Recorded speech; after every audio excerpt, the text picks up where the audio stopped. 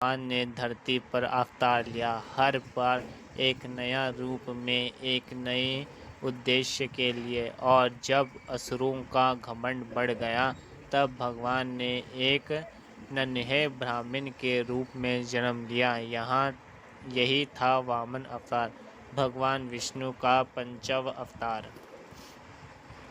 उस समय पृथ्वी पर एक महान राजा थे, राजा बलि। वो बहुत बलवान, न्यायप्रिय और दानी था, लेकिन धीरे धीरे उसके अंदर घमंड आ गया, क्योंकि उसने देवताओं को हराकर तीनों लोक पर अपना अधिकार जमा लिया था। इंद्र और अन्य देवता चिंतित हो गए और तब उन्होंने भगवान विष्णु से प्रार्थना की, प्रभु, हमें असुरों के घमंड से मुक्त दीजिए। भगवान मुस्कुराए और कहा, युद्ध से नहीं, भक्ति से असुरों का घमंड तोड़ना होगा। तब उन्होंने जन्म लिया महर्षि कश्यप और देवी अदिति के घर, एक छोटे वामन के रूप में।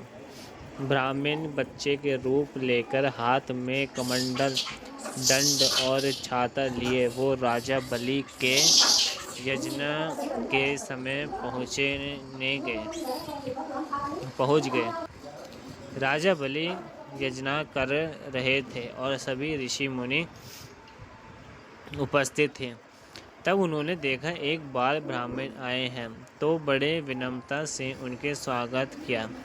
बलि बोले, हे ब्राह्मण कुमार, मुझे बताइए आप क्या चाहते हैं। वामन मुस्कुराए और बोले, राजन, मुझे बस 3 पद भूमि दे चाहिए।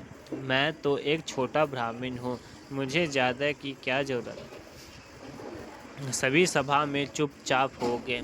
गुरु शुक्राचार्य ने तुरंत पहचान लिया, ये कोई आम ब्राह्मण नहीं, ये तो भगवान विष्णु स्वामी हैं।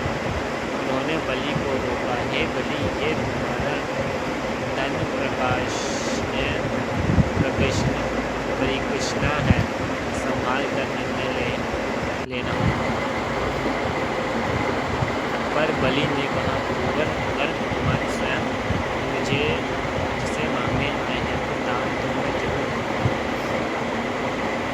और बलि ने 3 पद भूमि देने का संकल्प ले लिया। तब वामन ने अपना रूप बदला, छोटे से ब्राह्मण रूप बदल कर वो विशाल त्रिविक्रमा बन गए।